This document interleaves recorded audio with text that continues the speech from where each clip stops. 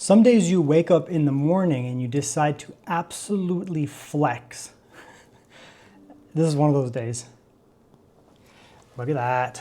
All of the ThinkPads, ThinkPad, ThinkPad, ThinkPad, ThinkPad, ThinkPad, ThinkPad, ThinkPad, ThinkPad, ThinkPad. I actually have two ThinkPad not pictured here, but they're not quite relevant to, I mean they are, but not quite relevant to this video. So what are these here? Lenovo decided to send me a bunch of their ThinkPads 2025. I mean, 2025 stuff's just because it's 2026. We're still selling 2025 stuff, still buying these. These are the some of the workstations. So we have a P16v, we have a P16, and we have a T1G. These are all, ThinkPad workstations. They did also send me an X13 and an L13, but those are going to be in different videos. I am probably going to cover these like solo, but I think in this video I'm going to do a little bit of a comparison. Compare the professional style workstation. It's going to be a big video. I could milk this for video 1, video 2, video 3. Video 4, video 5, but I was like, you know what, let's do, how often do I have all these ThinkPads on hand at one time? And because Lenovo was so kind to send me these loaners, unfortunately I have to send them back, I decided to buy a bunch myself. Now these are the non-dedicated graphics, P14s, P16s, P16s, and I got these because they have different screens. Yes, I spent a lot of money to support this video, but I want this to be a big boy video. So we have the workstations here. The only one that are not shown are the T14 and T16, but they're the same. The P and T are literally the same laptops. Okay, so let's have a quick look at the laptops here. We'll just go through the previous ref documents. We'll just go quick because this can get pretty heavy otherwise. So the P16 here, this is the big boy. This is the biggest ThinkPad that they have right now on offer in the 16-inch category. It's a big, giant workstation. You get loads of ports here. You're going to get Thunderbolt 5 on this thing here. It's not a thin laptop by any means. Lots of different CPU options. What stands apart here is this one does offer the HX processors, the Arrow Lake HX, which are going to give you a ton of performance. Now, this is not going to have as much power as, say, like a big Legion or gaming laptop because it doesn't have as much overhead and cooling, but these are still going to be very performant here, these chips here. You also get more Blackwell options. Blackwell being the professional GPUs. They're the same as the RTX 5000 series, 5060, 5070. These are just have access to the Quadro drivers, the professional drivers. So you can get all the way up to an RTX Pro 5000, which is the equivalent of 5090, 24 gigabytes of RAM. That's what I have here today, the big boy, and there's lots of other ones. They do not run at full wattages, but they're still going to be performant. I'll show you. And there's a few screen options here. You can get a 1200p screen. It's still 100% sRGB, so it's not a bad screen if battery is your priority. You can get an IPS screen that's 4K, a true 4K, 100% DCI-P3, nice and bright, 60 Hz refresh. And then, of course, you can get the OLED here. It's a tandem OLED, so super bright tandem OLED here. You also get access to 120 Hz refresh, and it's good color space as well. So good screens here on the P16, the big boy. Now we do have the P16v. You can get this in Intel or AMD. We'll just go through the Intel one, but just show you right here. These have the Arrow Lake chips, but they're the non-HX chips, or this H chips. Still incredibly performant. They're just not quite as much max performance, but still very good. A little bit more efficient too. And they do have a better iGPU.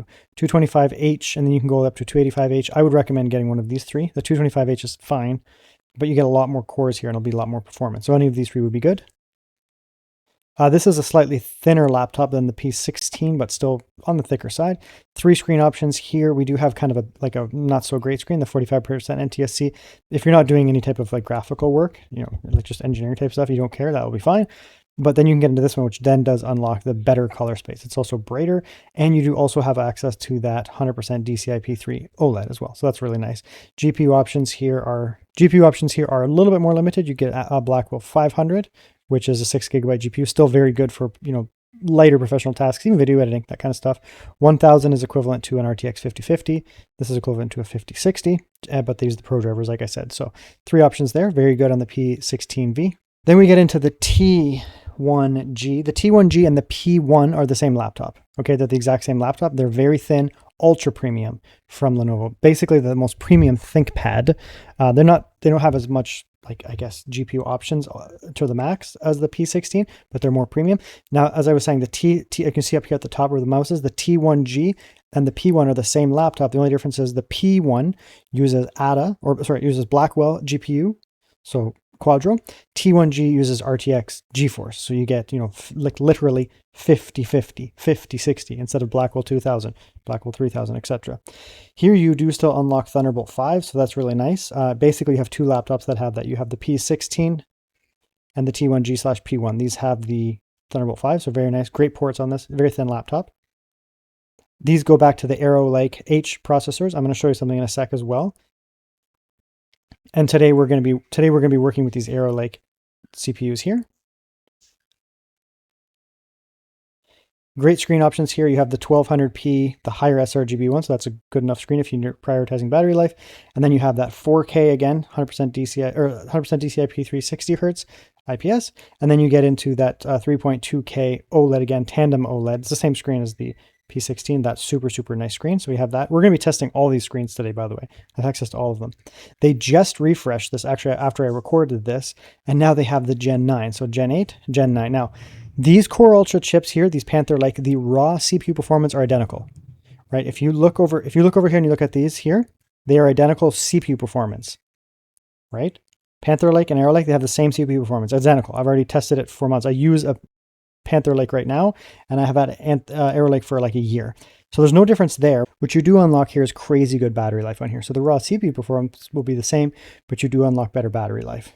Now, one other thing that is added is this here. This is the brand new chip. You can't buy these yet, but anytime now. These are going to pop out, the brand new 12 gigabyte refresh of the 5070. I'm very happy to see that, you know, Lenovo is going to be putting out quite a few laptops with the new 5070 12 gigabyte, because these were locked down here. You couldn't get the T1G with a 12 gigabyte GPU. It just didn't exist. And now all of a sudden you can.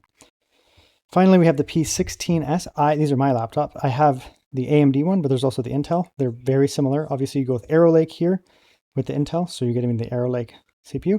And on AMD, you have access to the AMD 350, 370, 340. I've tested all of these. I use this as my daily driver, and I have used this for over a year on and off as a daily driver. So they're all very good. This one's, it's okay. You know, the 340, probably, if you can get it for a good price, sure. Kind of in line with this here, it's okay. But generally speaking, I mean, when you get up into here, you're unlocking some pretty stellar performance on Arrow Lake. And on AMD, the 370 is exceptionally good. I have both today. I have the 350 and the 370. Literally, I have two P16 laptops. The Intel model, you do have access to iGPU, and you can also unlock dedicated graphics, 500 and 1000. You cannot do that on AMD. There is no access to dedicated graphics. So I'm not going to be testing dedicated graphics, but that's okay. And finally, the screens, you have the 1200p, the not so great one, the NTSC. You have a great sRGB screen and a OLED here. Not tandem OLED, but just a standard OLED. That's on Intel. And then on AMD, you have basically the same. There's one extra one, but it's basically the same screens.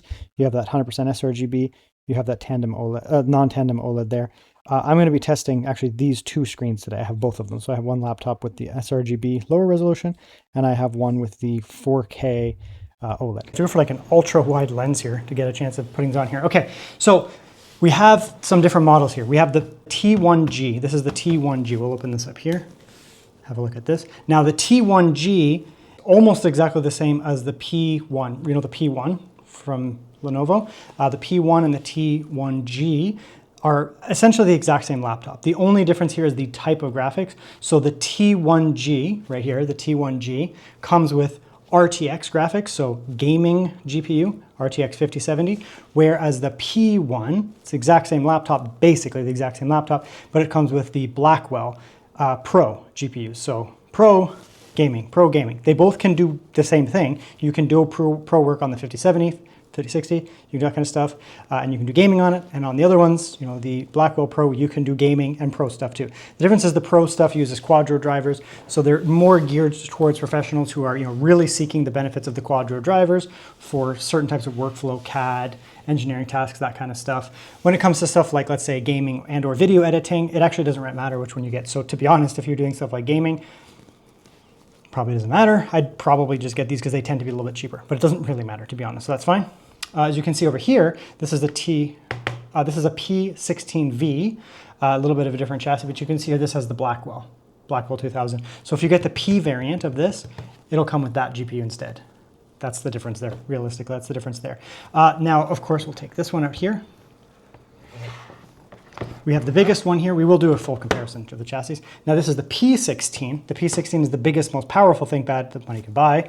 Last year, I've done I don't know if I ever published that review. I actually bought a bunch of them and I worked on them. But last year they had a less traditional ThinkPad chassis where they were gray and they didn't look as much like a ThinkPad. They've gone back to the traditional ThinkPad here. I actually used this laptop for like 2 weeks as a daily driver, this literal one right here.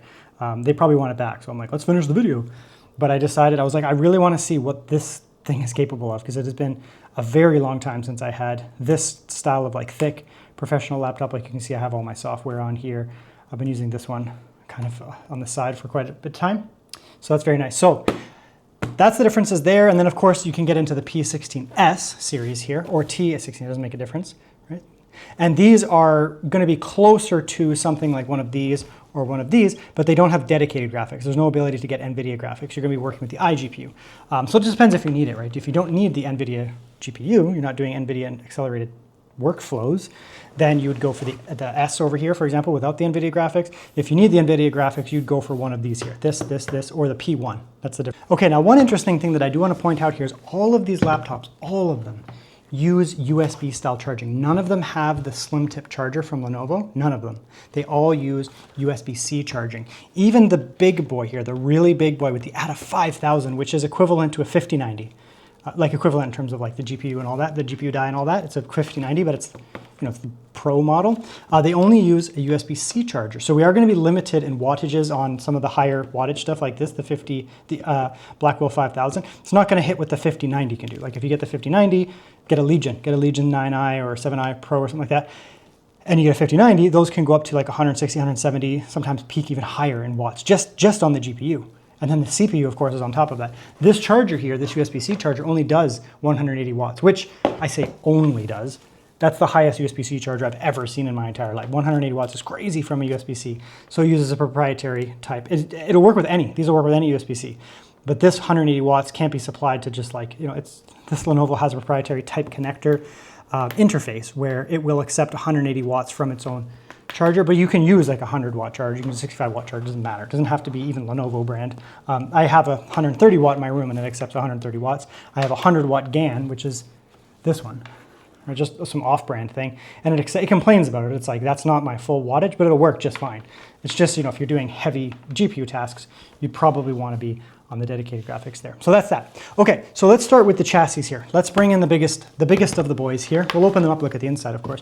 But this is the most traditional looking ThinkPad that I've seen in an extremely long period of time.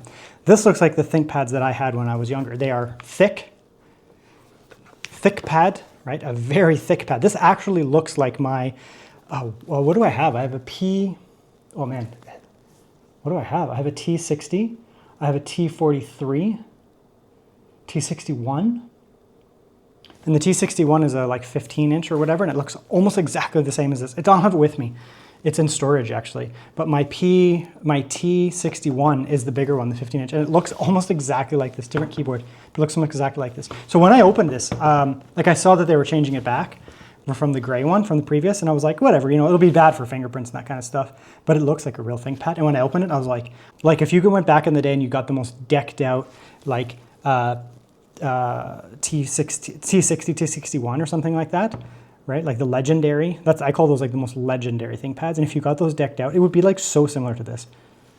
I mean, it's actually not super heavy for what it is. Like it's not going to rival, you know, like a big, thick gaming laptop. But this thing, I mean, it has RTX graphics in it, or I guess Blackwell graphics in it. And it's going to have some weight to it because it's got some thick cooling in it and all that. So it's going to have some weight to it. And it's a big laptop, right?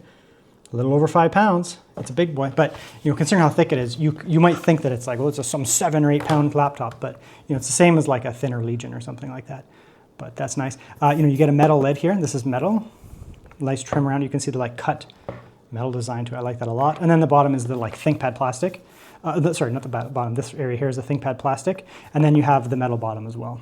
So it's a nice, clean, very nice, clean setup. I actually haven't opened these yet because I want it to be a bit of a surprise, even though I used it for like 2 weeks. Lenovo, I'm sorry. You sent me all these ThinkPads and I wanted to just use them for a while. Anyways, then you can see this is the P16v. These are a little bit thicker. They're not quite as thin as like the P1, so you get something in between. It's slightly more cost effective. You still have the same idea, right? Nice slim there.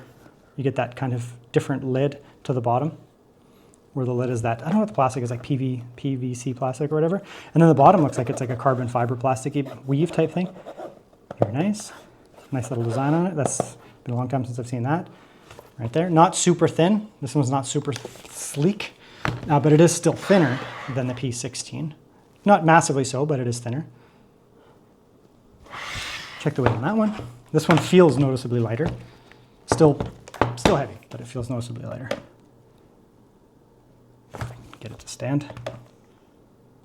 Yeah, about approximately 300 grams lighter, so that makes sense. Then we have the thinner one. So the P1 or the T1G, whichever one you want. These are much thinner. These are, the successor to the P1, as they've been, and the ThinkPad Extreme, I think they were called a few generations ago. And these ones are meant to be very thin, like the thin style ThinkPad, but packed full of goodies inside. So again, nice metal top there. You can see the cut metal design there. And then you get that, this one has a plastic bottom, or whatever the hybrid material is on the bottom. It's totally fine. And now, when I say these ThinkPads have plastic on them, it's not a bad thing. These, that's more traditional to the ThinkPad. And they use a premium type material, generally to keep the weight down, but they put a metal lid on to make it, I guess, a little bit more premium. This is much thinner, right? So this one would be probably the biggest competitor actually to these. When you're getting, a dedicated ThinkPad and you're getting like the premium workstation style, you're typically deciding between these two, the T1G/P1 and the P16. There's a big size difference there. Now this can't go up as high in graphics as this. It's not offered at a 5000 series, right? So whether you get even if you get the P1, I believe it maxes at a Blackwell 2000. This goes all the way up to 5000. So if you want the biggest GPU, you have to go with the P16. If you're okay with the slightly smaller GPU, you go with the P1 or the T1G. Much thinner, right? Okay, so we'll put that to the side here now. Now we'll bring in the non-dedicated versions. And these two that I have are all plastic, or whatever, it's, again, hybrid material, whatever. Right? Sometimes you can get these with metal bottoms, but these are fully plastic. Keeps the weight down, right? So let's do a quick comparison on the weight between these two here. So this one feels very dense, by the way. It has some weight to it. So almost 2 kilo. This thing is like super dense because it's got a lot of cooling inside for those dedicated graphics. This one feels lighter, right? About 100 grams lighter. Again, not super light. There's a lot of stuff going inside of these. And these two laptops are the same. The only difference is the screen, really, and the CPU. So that's that. But you can see here, these have very similar design. They're not exactly the same, but they're kind of the same type of design. And you can see here that the T1G/P1 is actually thinner than the P16s. S for slim. Isn't that cool? Dedicated graphics. This is, in my opinion, this is actually, I think, the Lenovo's most premium ThinkPad. The P16 is more powerful over here. You can get it with bigger stuff, but this is their most premium one, in my opinion, and you'll see why in this video here. Okay, so then that's that there. Okay, now let's look at the interior, not the interior of the laptops, we'll do that after, but let's actually just open up the keyboards and that, right, and just do a comparison here. We'll just walk through them one by one. They're gonna be basically the same. There's gonna be one that has a significant difference as we go here. So they're all gonna be very similar, right? ThinkPad style, plunging, click, click, click. Dedicated TrackPoint nib, so when you're typing, you can use the TrackPoint nib. Dedicated function rows, numpad. Nowadays they do the function and control back to like normal, like standard, whereas they can often be switched. That's okay. The P16v actually has a gray interior here. This has black, so this is more prone to fingerprints. This will resist. Right? You can see a little bit of the thing there. Now a quick wipe down, we'll get that off, but this is more prone to a little bit of finger grease. I've used this a lot, so that's actually not bad, to be honest. This one here, this more or less resists it, this kind of gray, this dark charcoal gray, but you will get it on the fingerprints. Very different screens, that's a totally different section, but just be aware of that. You do have the bump out here for the camera. Some people don't like that. I like it because it actually allows the camera to not be embedded in the screen, and you don't have a big chin up top, so I actually like it. To each their own, I suppose. Okay, bring that over. Zoop. I'm actually gonna bypass the P. It's very different. We're going to bring in my P16v, or sorry, my P16s. And again, see that gray, black material there? So you're going to get a little bit of a fingerprint thing going on there. It's a little bit less smooth. This actually has a very smooth texture. This is slightly more textured, but otherwise it's exactly the same inside. Right? Really no difference. Not the keycaps are ever so slightly different. These are slightly less shiny, just the most mild differences imaginable. And this is literally the same thing. Just point it out. Same thing. The only difference between these is screen and CPU. So that'll be good. I'm going to do that in comparison. Now this one does have a big difference. The P1 and the T1G do have a big significant difference. You can see they look different in here. No numpad, right? So you actually don't get a numpad over here. These are meant to be, I don't know why they got rid of the numpad. I was going to say mobile workstation without it, like a typing machine, but these are like pretty beefy little monsters here. I don't know. It's just like there's a certain segment of the market who buys this type of thin type thing, and they have a little bit of like this type of design to them, more clean aesthetic, and they don't have a numpad. So you get a centralized typing experience here. Now the keyboard itself is going to be more or less exactly the same. You won't really notice any difference between them. The trackpad, however, is quite different. This one actually has a haptic trackpad, and we'll get to that in a minute, what that means. That's that there. I have no idea what that is. Is that the camera kill switch is over there? Yeah, very cool. Very nice. Okay, so now let's actually open up the laptops and look inside of the laptops. Okay, so now we're going to get inside of these here, show the differences. So let's actually start with, this one here. This is the hardest part. Which one do I decide to start with? So this is the P16v. I have no idea how this looks inside. Let's open it up. So again, we have that plasticky material. Ooh, there's like a nice metal structure there to add just some cooling, basically. That's just stuck to the bottom with some thermal pads to basically be a heatsink. That's what that is there. That's cool. No idea what that rubber thing is there. Oh, that's for the keyboard. Very cool. Yeah, so that's a nice little plastic bottom, but looks good. And here's a look inside the P16v. So the P16v, we can see pretty straightforward, 90 watt-hour battery, huge battery. That's lovely. We do have the slightly upgraded speakers. In the past, a few years ago, ThinkPads came with crappy speakers. They have upgraded them to these rectangular ones. They should sound okay, we'll see. Non-upgradable Wi-Fi, that's okay. You do have a WAN slot, so you can add cellular, that's fine. You actually do get SODIMM memory on this here, 2 sticks SODIMM as an option. You have one that comes with it. So that's traditional, very good. Not a big problem having them shipped with a single. I actually prefer that because it's easier to upgrade down the road. The penalty for DDR5 on single stick is like almost negligible. It's not really a big deal. So having that come with a larger single stick means later down the road when prices potentially come down, you can add more. 2 NVMe slots here, lovely, with heatsink on them. So that's really great. Dedicated graphics here, so we do have a pretty robust cooling system. Smaller fans, but they have a decent amount of Z height to them. And then we have 2 heat pipes there. These are lower wattage variants of the GPU, so that's not the biggest deal, to be honest, but it's okay. It's fine. No big deal. No big deal. Should run reasonably cool for what it is. So that's that there. That's the P16v. Okay, now we're going to bring in the other thick boy over here. This is the beefiest one in terms of the most powerful GPU offering that you can buy from the series. Cavernous interior, right? Metal, cavernous material. Again, metal thing there to keep things cool. Lots of heat sinks on them. Thermal pads on them to work as a heat sink. Very nice. Half moon kind of style thing, but it's fine. It's pulling air as a result. And the beefy boy inside. More robust speakers here. Much more expensive laptop. Much more premium, obviously. P16v is like their more budget-friendly offering for dedicated graphics. So inside here we can see a little bit different, right? We have some more VRM coverage over here, bigger GPU. This is a 5090 tier, so a Blackwell 5000. So there's a lot more VRAM and VRMs and that kind of stuff to sustain this type of chip here. So it's a beefier CPU as well, right? The CPU fans, while they're not much bigger in terms of diameter, they do have this kind of curvature to them, which I find really does reduce noise turbulence, so you don't get any whirring or hissing or anything like that. Again, I've run this pretty extensively and gamed on it too, and it runs well, to be honest, despite the fact that these are lower surface area. They have good Z height and they have that cool fan design. Again, dedicated graphics under here. We get our HX CPU and that big boy GPU. Very good. You do have upgradable Wi-Fi on this one. Bigger battery, an extra 10 watt hours, so as big as possible. It's so slim this way, but it's a thick laptop, so they just managed to get it thick that way. That's cool, actually, I like that. So rather than cheapening out and making this thing too thin, they're like, screw it, this is the big boy. So nice big battery on that. Should have pretty good battery life. Very nice. Underneath here, back to SODIMM as well. Quad SODIMM. So this is actually stacked up with, you can get up to 4. This comes with 2, and you can get up to 4 sticks in here. So you can go 1, 2, 3, 4. So you can get a lot of memory in these things, right? Like 128. I think you can go even higher because you could put in larger sticks too. These are designed to support much, much, much higher. Now you do lose out on an NVMe. You get a single NVMe over here, SSD, but you can still put in a decent amount of storage, right? You can put in an 8 terabyte or something if you're balling out. These are focused more on heavy amounts of workflow, so they do have the bigger RAM in there too. And this should support CSODIMM as well. very good.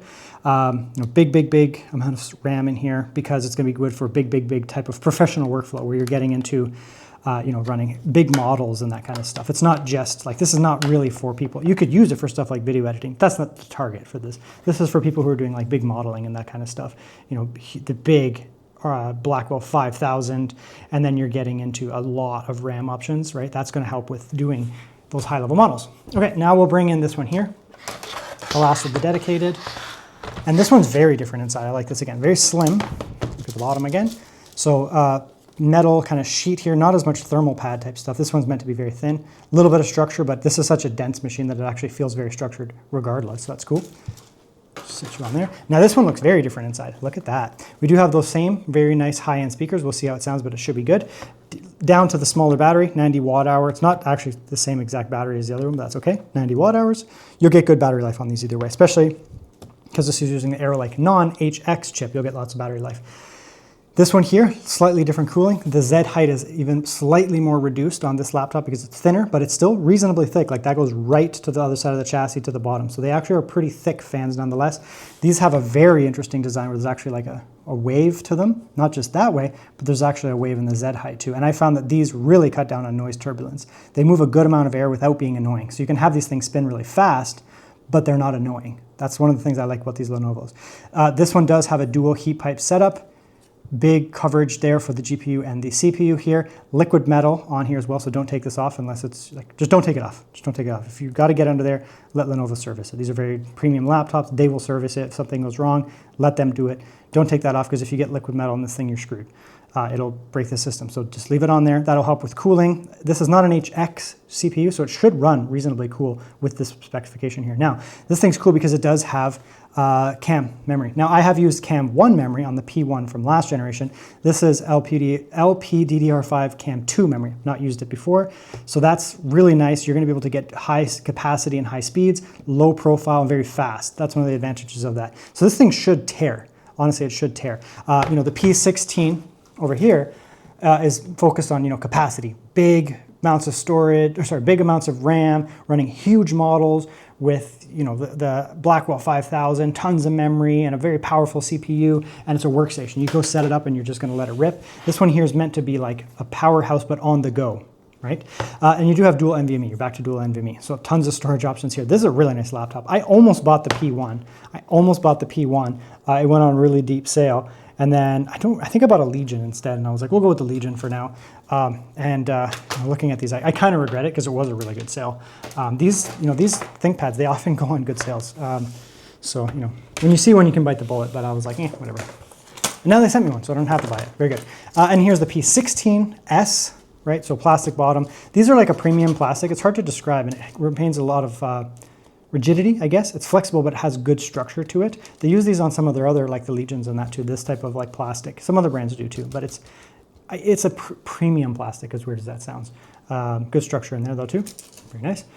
And inside here, you don't have dedicated graphics, so the cooling is obviously significantly reduced, which makes sense, right? So we have down to a single heat pipe here. I would still like to see a dual heat pipe, but this is AMD 350, and then of course we have the 375 on the other one. You don't necessarily need the most robust cooling because there's no RTX graphics. You're literally cooling down one chip, and these AMD chips are very efficient, so you really don't need high watts, so you don't need to cool it. It has a pretty big radiator anyways, and it has that curvature to the fan so they can rip without being noisy. The fan's actually slightly lower Z height. Inside though, it's still a ThinkPad, right? You're still getting a big battery, 86 watt hours, so a huge battery. This thing has crazy good battery life. Similar speakers to the P16v. Right? Still upgraded from previous generations, but they're not going to be as robust as those. There's a big, this is their most premium lineup, so that's fine. Single NVMe on this one, so you only get one storage option, but you do also get the WAN, so you can put in cellular. You can see that the motherboard here is basically just borrowed from the P14. They add a daughter board over here to expand it out, fill up the laptop, add the extra I/O there. And here we're going down to SODIMM again, instead of CAM memory, which is good, no problem with that. Easy to upgrade. Prices are brutal on RAM right now, so this is a rare case where, a year ago I would have been like, just upgrade the RAM yourself, get a lower amount from Lenovo, and then, go on the market and buy RAM yourself and upgrade it. But I don't say that anymore because RAM is so effing expensive nowadays that you're actually probably going to pay less going with Lenovo, because Lenovo can secure like the best deals. You know, they have contracts, so they'll get the RAM for as good a price as possible, put it that way. Whereas if you go out and try to buy it on the secondhand market, you might be able to get some, but if you're going like straight to a source, like buying RAM, you're going to pay a fortune for it. So weird case of like, yeah, maybe just let Lenovo do it. So that's that. Those are the internals. Very cool. They're all well done.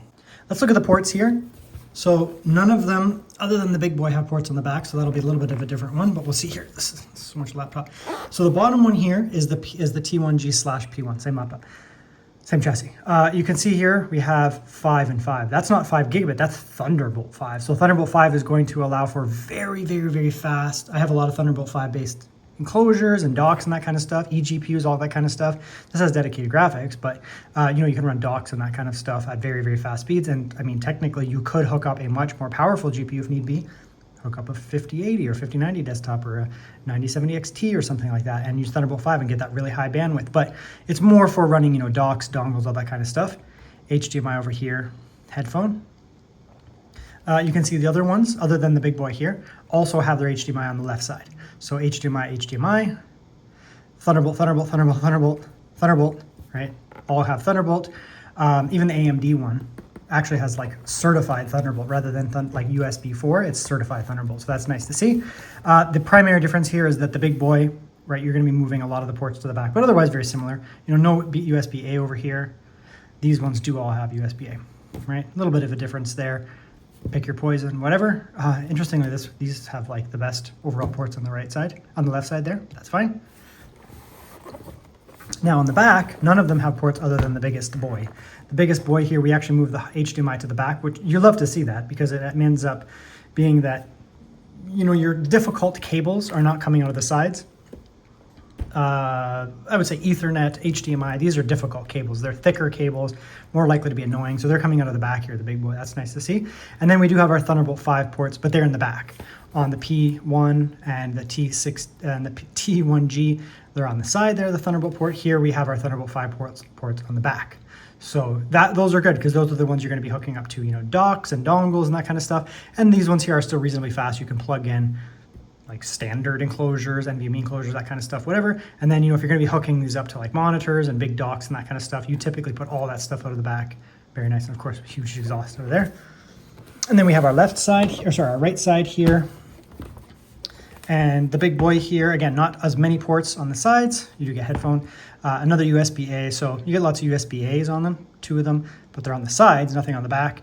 But most of the like difficult ports are on the back there, whether you like that or not, it's your choice. You have your SD card right here, another Thunderbolt port, and on the P1 and the T1G.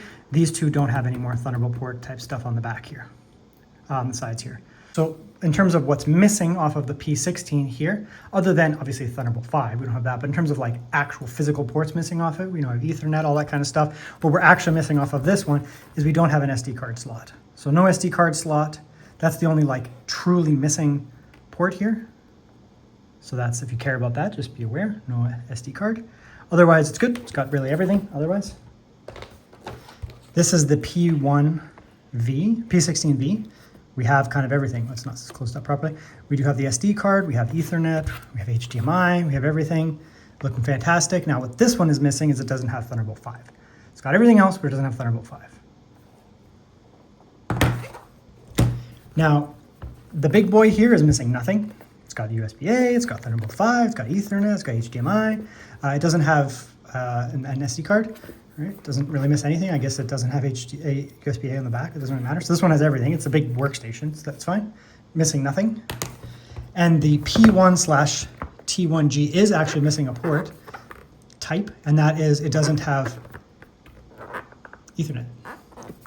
So being the slimmest one, I guess physically they could probably make one of those slim tip Ethernets here, but this is the smallest one of all. And the only thing that this one is missing is Ethernet. So they're all a little bit slightly compromised other than the big boy. It just depends what you're missing out on, whether you care about that. Now the keyboards are almost exactly the same. You know, these 3, 1, 2, and those ones over there have all essentially the exact same keyboard. There's really no difference. They're just ThinkPad keyboards with a number pad. There's really no difference at all. The typing experience is basically the same, ever so slightly different based on the chassis, but they're basically the same. This one here, the T1G and the P1, actually all they do is they just take this keyboard. So they take the 14-inch keyboard and they slap it on there. So they're the same keyboard. Like that's the same keyboard here as this. It's just this has a numpad. This one here, you know, doesn't have the numpad, so it's the same keyboard. So they just put the 14-inch keyboard onto this one here to keep the everything nice and centered, so that's fine. So this would feel the same as typing on a 14-inch. We'll put it that way. But they are slightly different because of that. So let's just give this a quick type. A lot of this is going to come down to chassis thickness. Quick type here.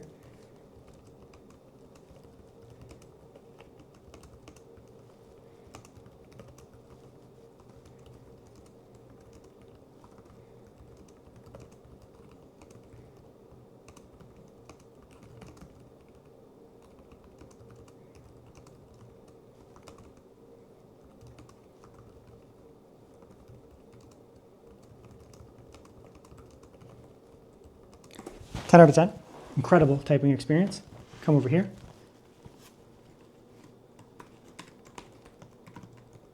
So it actually sounds different, but that's just the chassis. Oh, I'm on an angle. Let's go over here. Okay, let's try to reach this thing.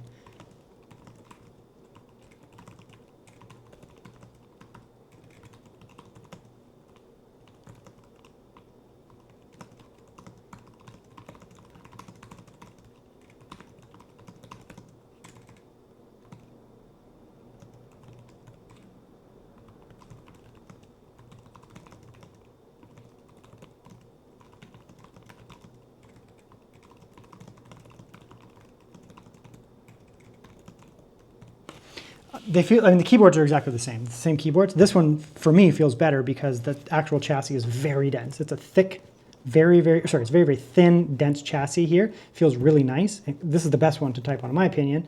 Probably followed actually by this one over here because it's also relatively thin and dense, but it's a little more hollow inside. This one, I guess, is the thickest, so it just feels, but it's super rigid. Like, there's no keyboard flex on any of these. Like, that's an excellent typing experience. They're so close it doesn't make a difference. I mean, they're ThinkPads, so they have legendary keyboards. They're all going to feel incredible. They just feel slightly different going with one that's a thin versus a thick. That's the only difference, but 10 out of 10. Now, there is a difference here. They all do come with the ThinkPad style TrackPoint. So you get the TrackPoint nib, which you can use, you know, like go like this.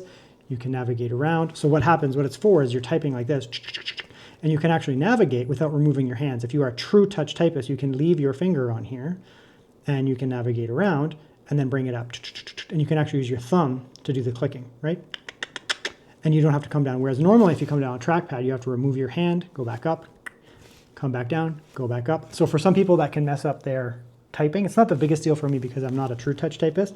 I don't actually keep my hands here. I kind of float my hands. Like I literally do that, where some people stationary. So it can be super helpful. I still like the TrackPoint though. So that's good. The difference though is beyond that. So we'll come in a little closer. This one here has the left, right, and scroll. This one here is meant for allowing you to, let's just come over here. This one here allows you to scroll, so you click that and you come down, and it allows you to do that. Left click, right click, and I actually really do like that. Sometimes I just use that rather than coming down here and doing this, because these are, you know, your traditional click, plunging style. And on ThinkPads, these are typically very muted. They do it on purpose because otherwise it would be really annoying if you were, you know, you had these in a professional setting and it was like chuck, chuck, chuck, chuck, chuck, chuck, chuck, chuck, chuck, which some of the yogas and that can do. I like the louder click and the more tactility. So I prefer those over these type, like more gummy things. They're not gummy, that's not the right term. Muted, they're muted. They're still very sharp, but they're muted.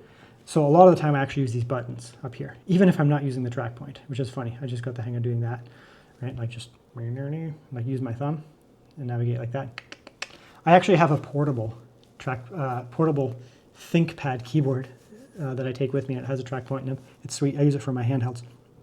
Very nice. Now this one here has a haptic trackpad. They had that last year and now they have it here again. It's on the P1 and the T1G. Haptic meaning there is no physical plunge, like, right? There's a very minimal kind of thing going on there. And these here use a you know, haptic motor type thing. They just, it feels totally different as a result, right? It's uniform across. Whereas here, like doesn't, yeah. Like here, you got to come down here, right, to click. Let's get out of here. You got to kind of come down here to click. right? Because the plunging style's down here. Up here, you can't really, you can, but it's weird. Over here, it doesn't matter. It's like a MacBook if yours is a MacBook. Right? You just have the haptic thing going on there, a little motor in there, and it accepts the click wherever. What it actually is accepting is the force. The force of that, it detects the force, and then it goes, and it vibrates, and you get a little bit of a click there. So it feels perfectly uniform across the whole thing. I'm very used to that because I was using the ThinkBook 14 Plus, 16 Plus that I imported from China, and it has a haptic trackpad. A little different because it's, you know, the chassis, this is a plasticky chassis. That's like a glass, like a silver chassis. It just feels a little different, but the motor in that feels the same, probably made by the same people. Now you do still have access to this kind of stuff here. Well, we'll go back to the browser. You do still have access to this, like you can click there and you can still do that kind of stuff. There's just no physical button, right? You can still come over, you can still go like that and you can still get your clicks, right? It's just not a physical button. So you lose the physical buttons in place of haptic buttons. It knows though when you do it. And you also get haptic over here. So it just feels a little better. I mean, I prefer the haptic trackpad. It's just nicer, it's more consistent. It is still pretty muted, but you get a nice feeling, like touch to it. I don't think people would be like adverse to either of them. Maybe everyone has their preference, but to me, I prefer the haptic trackpad. Okay, so we're gonna do some audio tests here. Now, I think that most likely this P16 is gonna sound like the P16v. So let me just do a real quick test here between the P16s and the P16v. I just wanna see if they're the same. I think they're gonna sound the same, and then I can take one of them out as a result. So I'll just do a quick personal test here. Let's see. Okay, they have the same speakers, but they don't sound the same. Okay, so, all right, let's run them. So we'll compare the P16s to the P16v.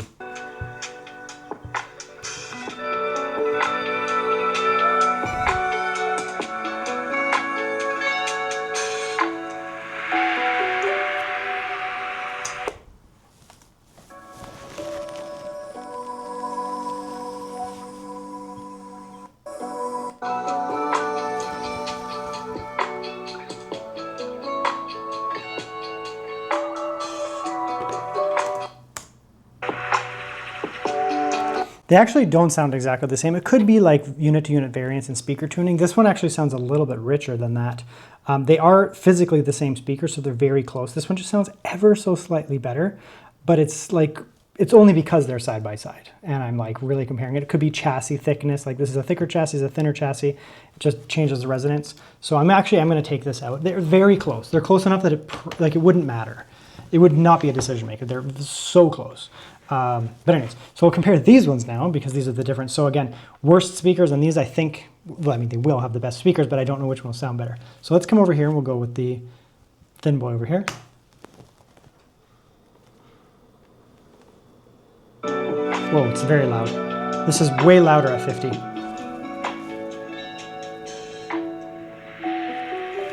Yeah, this is considerably louder at 50. Way louder laptop. Hugely louder than these two over here, than the P16v and the P16. That's way louder. Okay, let's try this one. Same thing. I think it's even louder.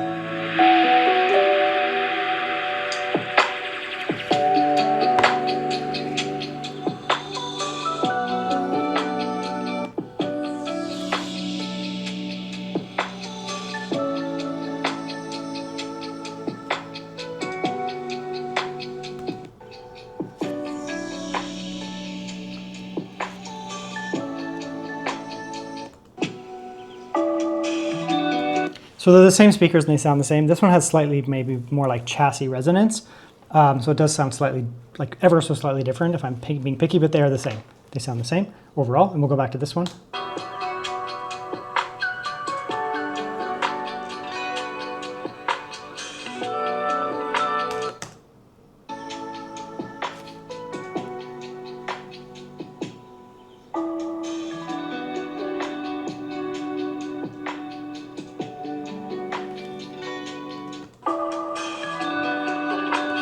I'm going to be quite honest here, they're all good. ThinkPads in the past, you know, their more budget offerings were like actually bad speakers, and the high-end ones were like okay. They've actually shifted the whole stack up. So these ones here, The P16v and the P16s over there, which are, they're not exactly budget, but they have the more budget speaker, have actually very good speakers. The bass is there, the mid-range is really good, and the high end is there. Nice and clear, no tinniness, no hollowness. They're very good speakers. These are a cut above. These are excellent speakers. Not only do they get significantly louder, if you care, I don't know if you care about that, but they're also just, they have a ton of low-end bass for what they are.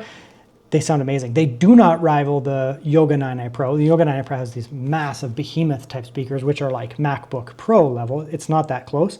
This would be more like MacBook Air. These would trade blows with a MacBook Air, for sure. Absolutely, no question about that. They would not trade blows with a MacBook Pro. These are excellent speakers though. So these are good. I have no problems with the P16v. I have no problem with the P16s. I'm actually debating rocking the P16s as a daily driver for a little while. Honestly, they sound great, to be honest. But these are like a cut above. These are really good speakers. So these, I'm still trying to find one of these on a really good price. Either the T1G or the P1. If I can find like a deep sale on them, I'm probably going to jump on it. Just because it's like, it's slim, it's got the RTX graphics, it's got the good speakers, blah, blah, blah, blah. But yeah, just be aware of that. Now, screens are very different. This one over here is a 1200p screen on the P16v. This is the worst of the screen options. It's 1200p at 16-inch, which I'm not a fan of that, but it's okay. 60 hertz, I'm not a fan of that, but it's okay. However, it is a low color space. It may not show up on camera, but this is 45% NTSC. Over here, we do have the tandem OLED. This one here is 3.2K by 2000, so very high resolution. It also has very high color space, unlike the one over there. And it's a tandem OLED, so it can get very bright. Has other advantages, not as bright as the tandem OLED on the Lenovo Yoga Pro, 9i Pro, but still bright. Very good. Over here we have a 4K screen. Get out of there. 4K IPS, still very nice screen. Very good color space, only 60 hertz. That's that there.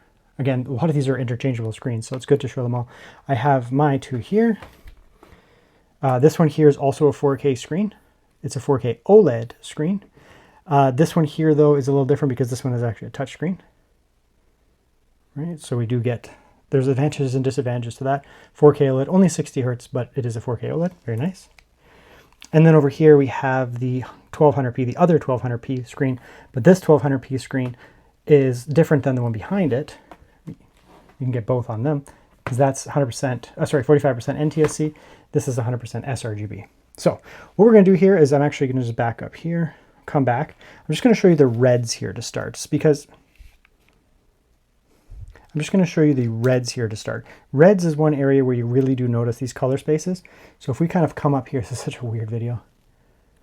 We can see here, potentially, the differences in the reds. So 100% DCI-P3, 100% DCI-P3, 100% DCI-P3. So these are going to have the richest reds of the screen options. As long as they're 100% DCI-P3, you're going to get very good reds. It pushes into the red further. 100% sRGB.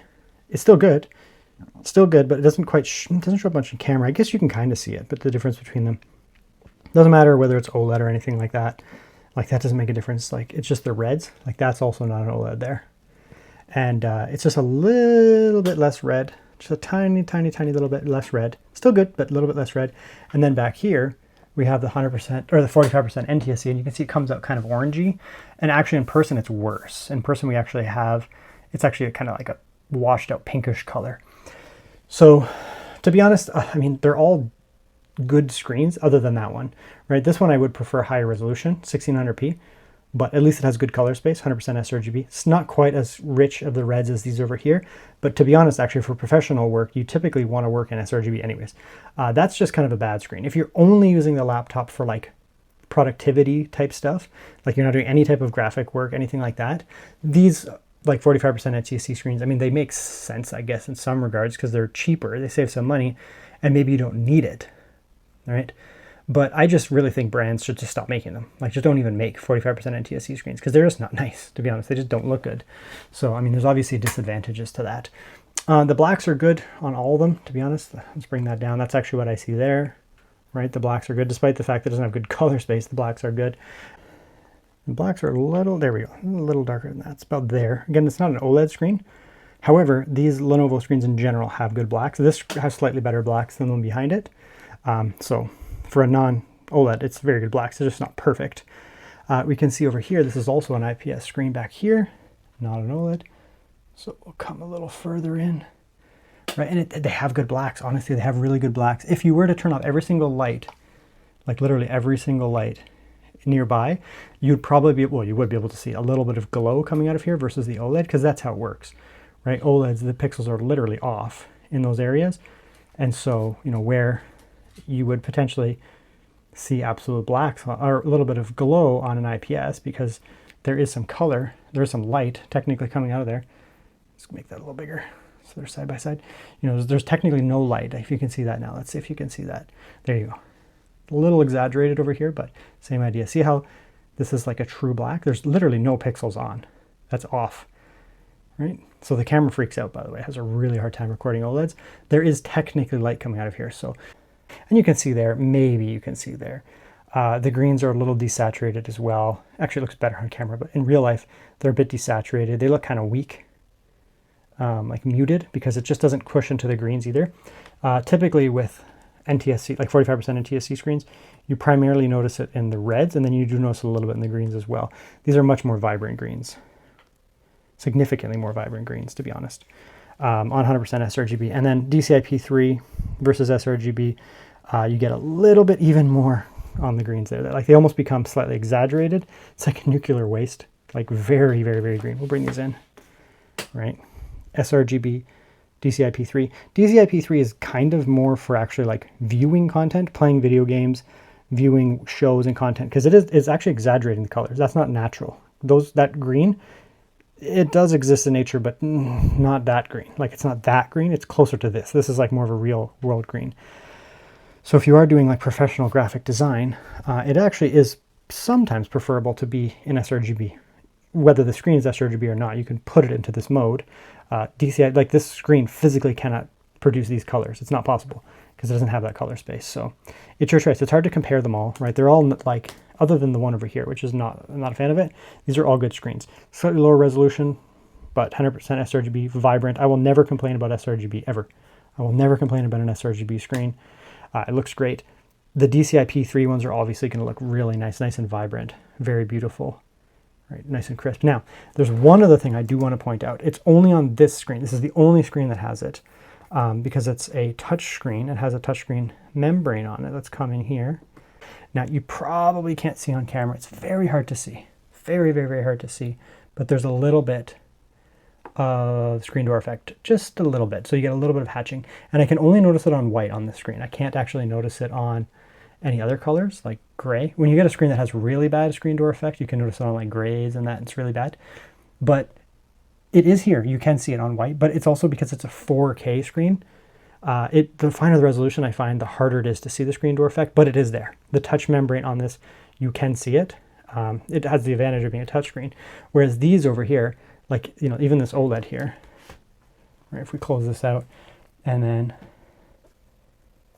close this one out here, right, and like this one's not a touch, this one's a touchscreen as well, but for some reason it doesn't have, maybe because it's tandem OLED, I don't really know, right? It has a slightly reduced, I don't know if you can see it on camera, it's just ever so slightly reduced of that, look at that, those striping, you can't see that in real life. It's just the way that it is. But yeah, it's just ever so slightly reduced over here. That you can't tell on camera. It's almost impossible. It's so hard to capture. But there's no there's no screen door effect at all, like zero on this one here. The standard OLED, there's absolutely none. At least I can't see it, like my eyes can't see it.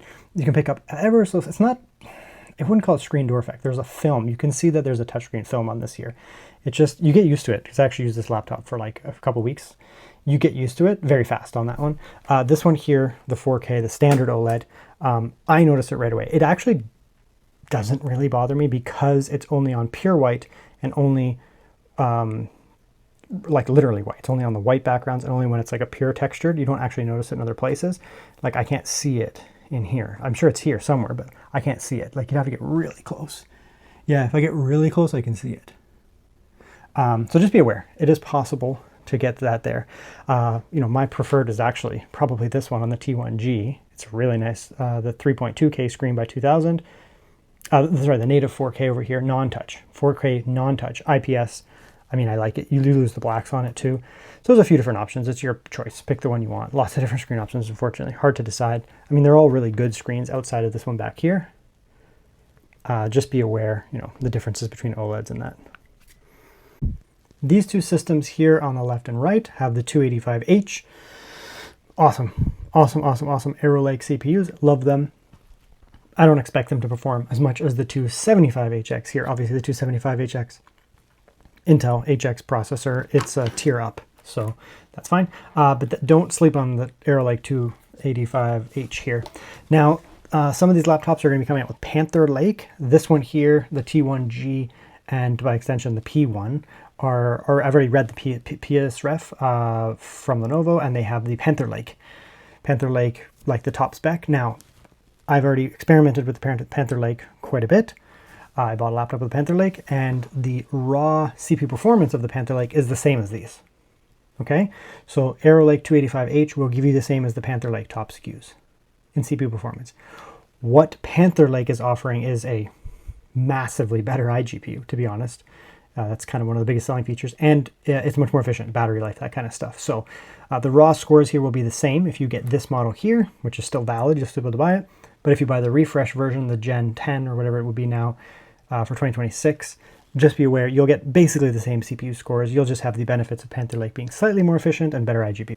So this one's pulling 106. What do we got over here? I'm gonna go down. About the same. So they're basically the same, 105, 106 or so for the initial boost. We'll see what it drops down to, but essentially the same initial.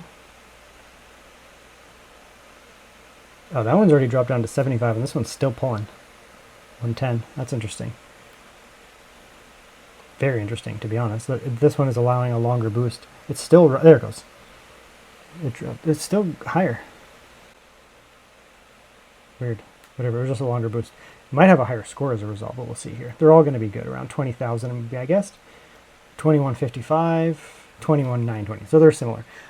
That's about as good as you can possibly expect from a 285H, which is an incredibly good CPU. I love that CPU. Intel's really cooking this year in terms of quality. And that's pretty much as good as you're going to expect. I've used that CPU on iGPU systems without dedicated graphics, so slightly less cooling, and I got a slightly lower score because they're not designed to cool everything. Again, if you're running the CPU and GPU under max, it'll run hotter. It is running hot, but it is able to sustain almost 100 watts over there. And same thing, they're bouncing around, but they're kind of all the same. Anyway, so we'll come in here. Now this one should in theory perform massively higher. It's a higher wattage power as well. These are only 140, this is 180, and the 275HX can pull 180 watts if it wants. Not permanently, not on a chassis like this, there's no way. But it should be able to sustain it for higher temperatures, thicker laptop. We should be able to sustain it with higher watts and lower temperatures at the same watts as the other ones. So you can see there we're already at 150, sorry. There's 160, 162, 168. I guess we can zoom in for this one. Now this score is going to be way higher, obviously, right? 21,000 to 35,000. That's pretty close. I mean, I can get a 275HX to run slightly better if you have like a big gaming laptop, like a Legion 9i or something like that with the same chip. It will run, you'll get a slightly higher score than that because it's just slightly cooler. You can push it close to 40,000. I don't think quite, but pretty close from what I've seen. And the Legion Tower, you can get the Legion 5 Tower with this chip in it. And it'll give a slightly better score. But again, this is a thick boy laptop, and it has a lot of cooling in there. And you can see we're just keeping it around 100 at 110, 112. So yeah, this is able to sustain a higher sustained watt than the other two. As I say that, the fan's cooled off. Okay. It's capable of being louder. It'll go up for a moment and get a little louder, but then it drops down. Interesting. Actually, the watts did actually drop down here. That's interesting. So they have a very aggressive boost on this chip, and then it actually drops down to 75, 65. Actually, the weird thing is that's a lower watt than these two. Very interesting for sustained. Now, to be honest, 88 watts on these two here will not perform as well as 67 watts on this here. It's an HX chip. It's just way more powerful. So even 20 lower watts here, it's still going to easily outperform the other ones. You can see it came down now slightly with those lower watts, but it's not going to come down to 21,000. So even at the lower watts here, it's going to outperform both of these easily. It's interesting that they gave it a shorter, after the boost wore off, like the sustained actually stayed lower. It's weird. You can see it's technically quieter than the other two though. Also not annoying or anything like that. So yeah, I mean, they're all good, right? If you need maximer CPU performance, obviously the HX chip is going to be the way to go. They're just beasts, right? These Arrow Lake HX chips, you get the benefits of HX as a concept, like HX chips as a concept being really good. But the other thing is that you also get significantly more efficiency than 14th gen or 13th gen or something. Now, this is where things get interesting. I remember in the past, people were like, well, HX chips have terrible battery life. Well, no, not if they're Intel. So we can see in here, this is an NVIDIA-based system, Blackwell 5000, but the GPU will go to sleep, right? And the GPU goes to sleep, your wattages drop down, right? 6.8. I can get it lower if I debloated the system, took all this crap off. I just have stuff booting up. It's also at 4K, 120 hertz. This is very demanding right now, what's going on. And even with that, with the HX chip, 275HX, we're still only burning around 7 watts, something like that, right? I've said this before many times. The HX chips now, the Intel HX chips are very efficient. They're not like back in the day. They're not like that anymore. Now here's the H chip. It is slightly better, the system. But again, this is a 1200p screen, right? This is a 1200p screen. Low refresh, 4K 120, 60 hertz 60 hertz for 1200p. So they're actually going to be idling around the same. If we were to take out the factor of the screen, increasing the demand, they would be the same. And again, this has an NVIDIA GPU. So does this, but they're both sleeping, right? So I actually had a discussion with somebody not too long ago, and they were like, they couldn't fathom that the HX chips have good battery life. And I kept telling them, you have to change with the times, right? This is not the AMD Phoenix Range or Dragon Range chips. It's not 14th gen or 13th gen Intel. These Arrow Lake chips and whatever comes after them, they focus on efficiency now, where these are just fully stock systems, not deloaded, and we're idling down here and giving us 12 hours of battery life. And we're only at 90%. So you'd actually end up with 13 hours or 14 hours. We're just idling, but still, you get the point, right?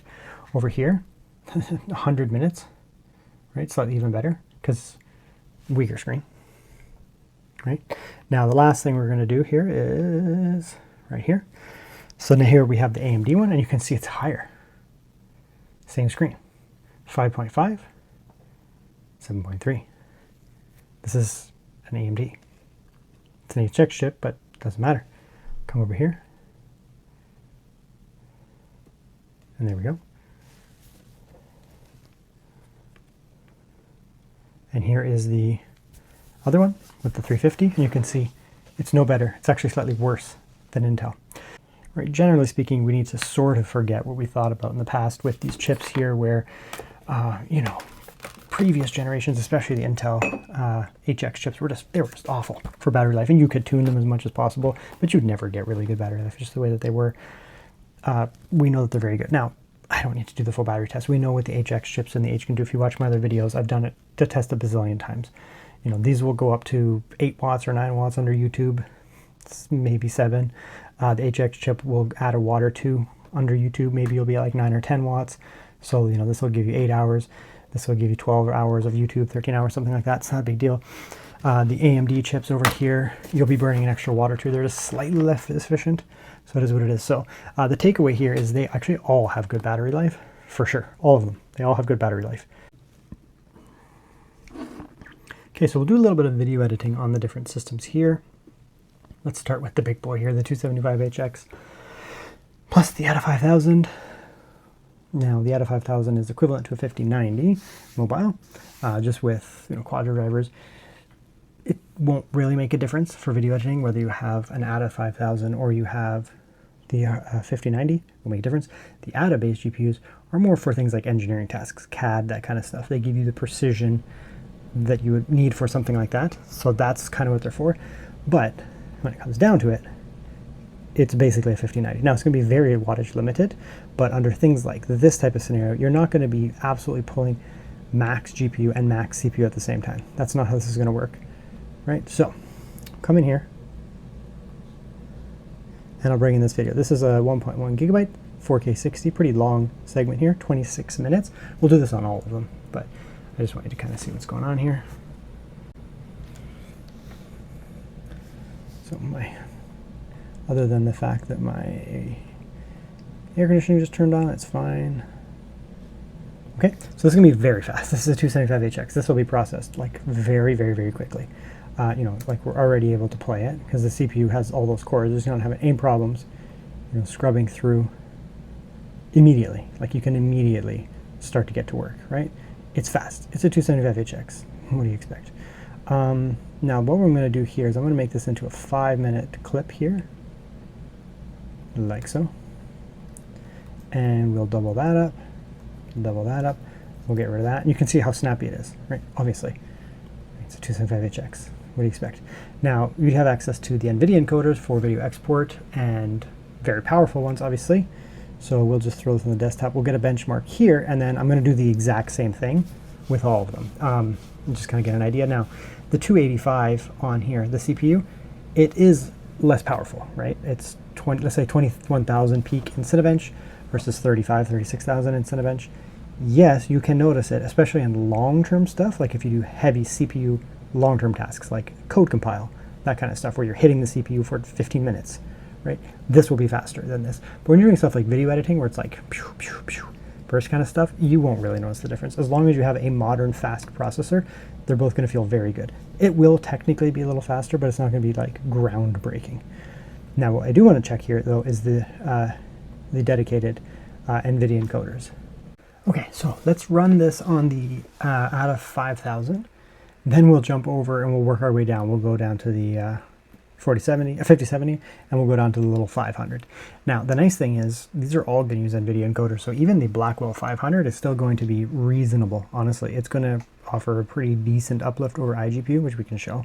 But let's run this here. This should be pretty quick, to be honest. So we're looking at a 5-minute video, 2 streams, 4K 60. This should rip pretty quick, to be honest. It may not even use the full GPU. I'll have to see here. Yes, I'm going to use the whole thing. It's just not that demanding, right? It's only using 62%. If you put in a more complex video, right, like threw in a couple 8K or a bunch more in like visual effects and that kind of stuff, it would be hitting 100%, but we can see there it's only using like 60% of the GPU. It's just not a challenging task for it, right? So a 5-minute video, 4K 62 track, it was going to take 35, 40 seconds. I mean, it's fast, right? Yeah, 40 seconds. So you can see it's going to be hella fast. Again, if you put in much more effects, I don't do that kind of stuff, but if you did animations and all kinds of really complicated stuff in your videos, it would be even faster. It would be even more demanding. So it would pull the GPU up to 100%, in which case, you know, you would tax it more. So it actually probably would not add that much processing time to export because you'd actually just be using more of the GPU, to be honest. So now let's jump over to one of the other ones. Okay, so onto the 5070. Less powerful CPU, but honestly, it won't really matter. Again, as I said, it's still a 285H. It's going to be very fast. So we'll come here, we'll grab that same video, go like that. It probably won't be perceptibly any slower. Like technically it'll be slower, but it's not going to be perceptibly any slower. Get that out of here. Right, so we're scrubbing through already without any problems. Actually play when we're doing it right. It's just as fast, right? Modern Arrow Lake processor, quick. So we'll do the same thing here.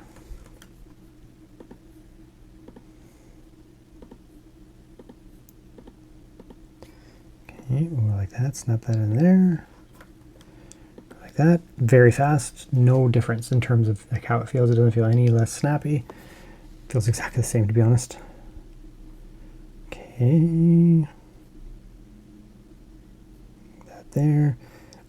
Same idea, we'll put the exact same settings. I don't actually think it's going to be any faster or any slower, but it might be slightly. I mean, the files, the videos that I'm working on, these aren't like, you know, these are not 4K or 8K monsters and all this kind of stuff that might require more VRAM. Honestly, it shouldn't be big, like a huge difference here. It'll be similar. So let's just export this with NVIDIA. Let's check the usage as we go as well. Probably I'll be around the same, but who knows. Go like that. Click on that, and we'll run it. So exact same setup, same clips and everything, same length. See what it does here.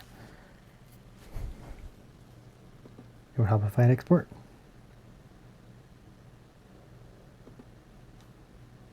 Go away.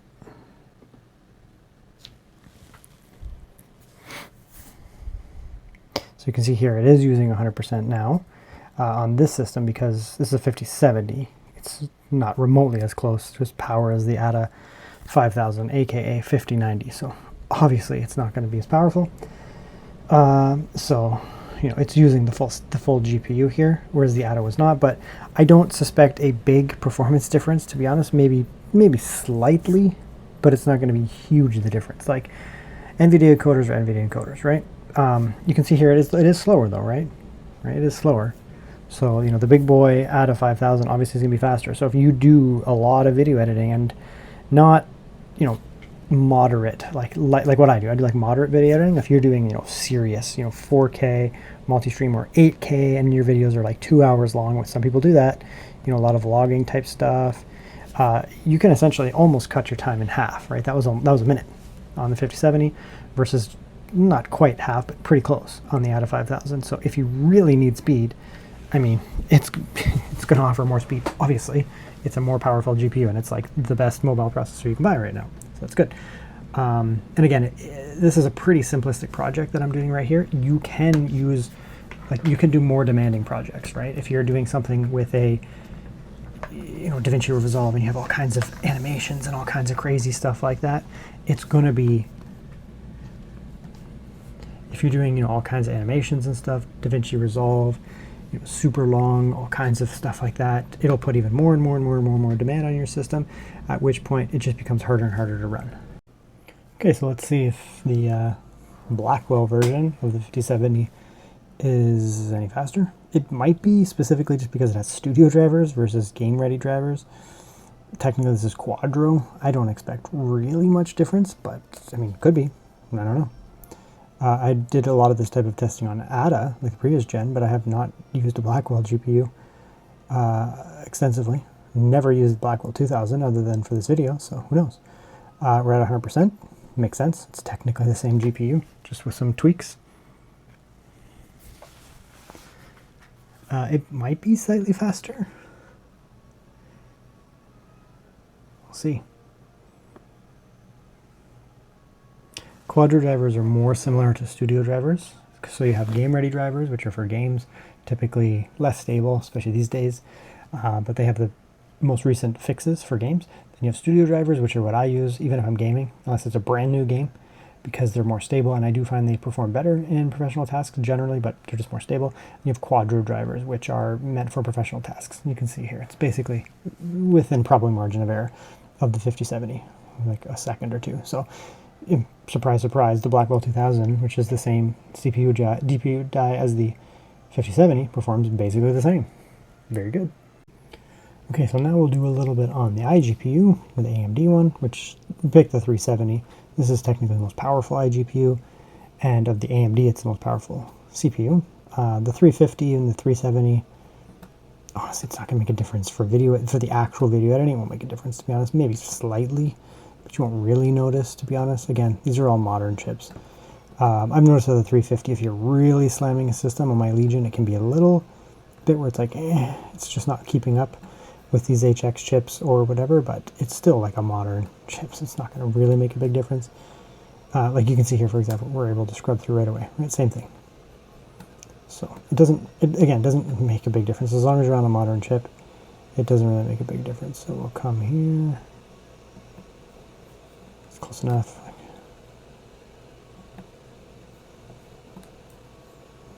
Might have been like a second or two off, but it's close enough. It's just a rough estimate. Come in here, do the same thing.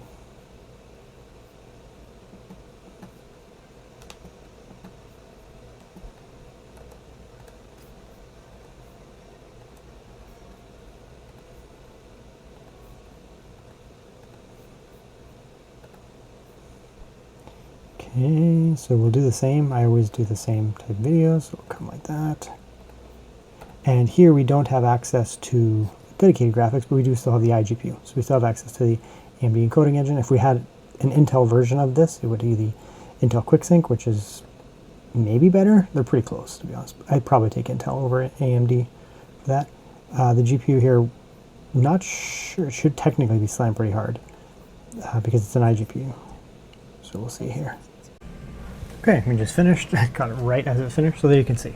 446, so yeah, it's 5 times, almost 5 times slower. So that's the difference between, a dedicated GPU, powerful dedicated GPU, with NVIDIA encoders, or AMD desktop or mobile GPU when it's a dedicated, versus an iGPU.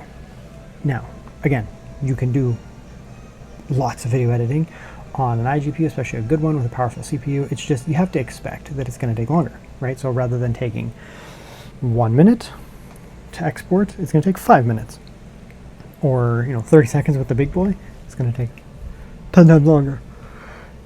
So if you are doing a, it's basically 1-to-1, which is typically what I find with iGPUs, approximately 1-to-1 with a modern iGPU. So what that means is if you are doing my videos, it depends. Like I'd say the average YouTube video is only 8 to 12, 8 to 13 minutes, so it's going to take you 8 to 13 minutes to export, right? It's really not that bad. If you're exporting a massive 2-hour video or something like that, yeah, it's going to take 2 hours. I think for the average person, if you're doing something like YouTube, it's not going to matter. Just be aware. But I think now we'll do a little bit of gaming. Okay, now we'll do a little bit of gaming. We'll do it on the big boy first here, the ATA 5000. Sorry, the Blackwell 5000. So this is technically a 5090 laptop 5090, which is a monster, but it is going to be way lower watts. It doesn't have access to game-ready drivers, so if a game just comes out, like say Crimson Desert, it'll be a little while before the Quadro drivers bring in those game-ready drivers. Just be aware of that. But after a short while, they're all incorporated anyway, so it doesn't really matter. But you can see here, I mean, it's going to fly. This is 1440p Ultra. We do have balanced scaling, but it's 1440p Ultra. And the biggest limitation here is going to just be wattages. Remember, the power connector is only 180 watts, right? So we're going to be able to pull 95 watts on the GPU. Looks like it can peak up slightly more, but not consistently. And the CPU, 30 watts. So the combined between them, 130 watts. Something like that. It's not a lot. It's not a lot. So, the CPU, honestly, the 275HX is kind of fine being at 30 watts. It won't actually make a big difference. It's fine. The Blackwell 5000 Pro or 5090, whichever one you get. And the reason I'm going to say 5090 a lot is because not only is it the same die, but the T1G and P1 I know for sure are coming with 5090s, which is the GeForce version of this. But anyways, you can see we're only getting 95 to 100 watts, but it's still performing well, right? When it comes down to it, a Blackwell 5000/5090 is a Blackwell 5000/5090, right? Yeah, there's going to be a huge performance loss going from 170 watts, which is like the peak on, say, a big Legion or something like that, down to 95 to 100 watts, but it's still going to fly. And the reason I can say that is I've tested 5090s like crazy on different laptops. I've owned one for a couple months, and most of the time, to be honest, I put it in a custom mode where it was at 100 watts anyways. Or I put it in like silent mode, which would run around 100 watts. The difference is on those laptops, because they're big, massive laptops with, big behemoth coolers and vapor chambers at 100 watts /30, which was the same performance, to be honest, it was the same performance. It also ran completely silent, right? Here we don't have that. We don't have a big, massive, huge Legion 9i vapor chamber. So this thing is ripping at 130 combined, whereas the Legion was like sipping at 130 combined. That being said, the performance is essentially the same here on this mode here versus, like a silent mode or a custom mode on those other ones. So yeah, you will be able to game. And again, these are not, I would not buy this specifically as a gaming laptop. That doesn't even make sense. You buy Legion, right? If you want a Lenovo, you buy Legion because it would be more powerful and it would actually cost less money. But if you have something like this, and I don't care what it says, gaming, everybody games. It's 2026. We can admit it now. Everybody games. I don't care what you say. You do. Don't lie. So if you want to rip some games on this laptop, you absolutely can. It's a 5090, right? And you can see here, this is the most demanding area of the game. And the reason I'm doing Cyberpunk is because it is a brutal CPU area. But don't expect, if you get a 5090 or a Blackwell 5000 on these, because it's lower watts. Like the CPU, I'm surprised. I mean, the USB can only do 180 total, regardless. And we're getting about 130 for the system, which makes sense. That's about what I expected. And that's what you're going to get, right? You could do the native screen, right? You want to turn it up to the native screen for 1600p. It's kind of what makes more sense. But then you can just turn up scaling, right? Go like that, and it should give you similar type performance, right? So if you want to play on native, you'll lose a little bit because it's technically slightly higher resolution. But yeah, you're going to be doing a lot of AAA gaming on even the native screen with some scaling, 60 FPS with the game on Ultra. This is Ultra, right? Okay, so here's the 5070. Now, you'll notice here that it will perform worse, obviously, than a Blackwell 5000, aka 5090, obviously. But the difference is wattage scaling. So the 5070, technically the max performance for 5070 is 115 watts, but it doesn't mean anything. 100 watts is the real peak because you might gain 1% by adding 15 watts, maybe 2, so it doesn't mean anything. So technically in my testing over the past very long time, 100 watts is the real peak of a 5070, like where it should be. And so you can see here, the GPU is only pulling 70, so it's slower by 30%. And the performance is down, but it's not, we're not pulling 50% less performance than if the 5090, the Blackwell 5000, and that's normal. The Blackwell 5000 in a full wattage scenario, 170 watts, is going to crush a full wattage 5070. Okay, so here we can see the combination of them. We're looking at not even 100 watts combined, maybe around 100 watts combined, something like that, and that's just where we're going to get. So it is a fairly low wattage offering of this combination 5070 and the GPU and the CPU 285H. Now, it's fine in a ThinkPad because typically, they're not designed for gaming. Obviously, you can game. We're gaming right now. Typically, they're designed for professional tasks, video editing. And if something like a video editing, yeah, you pull the GPU at 100%, but the CPU won't even be close to that. It'll just be kind of an auxiliary, so it's totally fine, right? You'll be doing other type tasks where you're pulling CPU or GPU, not typically the GPU and the CPU at the same time, or not fully at the same time. So there's not going to be a case often where you're really slamming the CPU this hard and the GPU as much as it can, where you're going to be running into a limitation where it's like, okay, I really would want to have more watts. The components in here, 285H and the 5070, if in a full wattage system like a Legion, would be considerably faster because the GPU would be able to pull 100 watts and the CPU would be able to pull, well, at least 50, I'll put it that way. We wouldn't be bottlenecked as much. So it's running okay, but it's a little rough. So typically what you'd want to do here, you can turn up some scaling. That really should just do the trick right there. Put us over 60. Yeah, so there you go. That's performance scaling. Again, we're at 1600p, so it's totally fine. You can see it actually offloaded more watts onto the GPU. That's interesting. Although it's possible Kurt Hansen is talking, in which case, yeah, it just, when you load the resolution, the scaling, it just loaded up the CPU more. Big comparative review today. Lenovo asked me if I wanted to review some models of their ThinkPads, their business ThinkPads, for 2025, closing out the year. And I said, yeah, because for one thing, people still buy the 2025 models. It's not like they vanish. And these are being refreshed this year for 2020. And the 2026 ones that are coming out right now, I've already seen the PSRF documents. The chassis are unchanged. They're completely the same laptops. There's just some tweaks to the chips and that kind of stuff. So this data and the information we get in this video is completely relevant for the new ones that are coming out. I'll still hopefully pick them up and review them, but that's that. So I have a P14 from Lenovo. I have my own P14. So those will be in their own review because they're the smaller ones. They sent over, these are the dedicated graphics. So these all have NVIDIA-based graphics, 1, 2, 3. Mine do not have NVIDIA graphics, but they're good to compare. So I'll just do a quick intro here. These are the P16 AMD models. You can get these in Intel. I just picked up the AMD models. These do not have dedicated graphics. Pretty sweet. Be able to do comparisons of that. And if you don't need NVIDIA graphics and that kind of stuff, then these might be the better way to go because they're going to save you a lot of money. This here is, which one we got here? This is the P16v, so P16s, P16v. This one here is very similar to that, but then you add the NVIDIA graphics into it. So if you want to get into NVIDIA graphics but get the same chassis, not pay quite as much as the two in front of me, these are the way to go because they're not quite as premium as these here. They don't have stuff like Thunderbolt 5, but they're still very nice, and you do still get NVIDIA graphics, all that kind of stuff. So this has an ATA 2000, very nice. By the way, I'd like to point out that by just serendipity, they sent over these three, which have different screens from one another, and my two have different screens from one another. So these 5 laptops actually represent the 5 screen offerings you can get on these 16, like the P16 variants. There's 5 screens you can get on them, and they're just by chance all represented here. So yeah, we're going to show all the screens. So when you try to buy these laptops, whichever one you buy, and you're like, which screen do I get? Well, I'll show you all of them. Anyways, P1, the P1 and the T1G are, I guess, kind of like the most premium thin version of these. This is the T1G.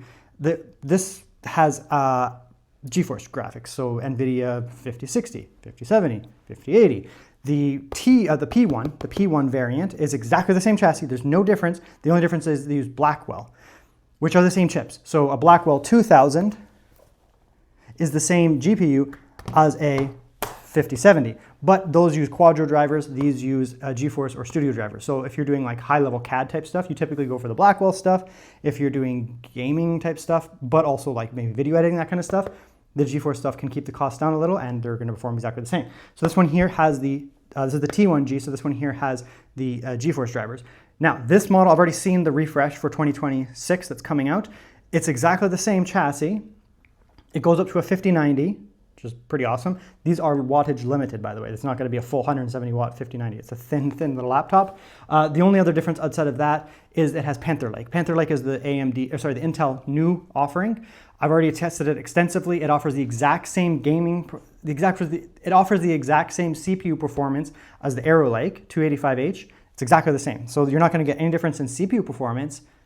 So the data will transfer over perfectly. Panther Lake, however, does offer an incredible iGPU, which is not relevant because these have NVIDIA graphics, but it does offer better battery. So essentially what we do with this video here today, when you go with the Panther Lake one, just add like 30% battery. That's pretty much what you can do there. And you can get it up to a 5090, which is crazy. Again, lower wattage. And then this is the P16, that like absolute top that Lenovo offers. This one here last year and the year before, would it be the year before? The last 2 generations of it, we'll put it that way. They had almost a non-ThinkPad look. They were, but they were like that gray. I don't know how to describe it. They just didn't look really like a ThinkPad. They went back to like a very ThinkPad-y ThinkPad. This actually looks almost exactly the same as my T61, like an old, like Windows XP T61, 15-inch one. It looks exactly like this. In the keyboard, it looks almost exactly the same. So they went back with like the traditional ThinkPad. It's extremely premium. This is a true workstation, so there's all kinds of benefits there. Again, wattage limited. This is the max one though, Blackwell 5000. And this one here has an HX CPU, so a more powerful CPU, Arrow Lake HX. So anyways, let's jump in here to the review. We'll compare all these in this review. I'll do the best that I can to show them rather than doing them one by one. I have them all on hand at one time. Let's do a comparison.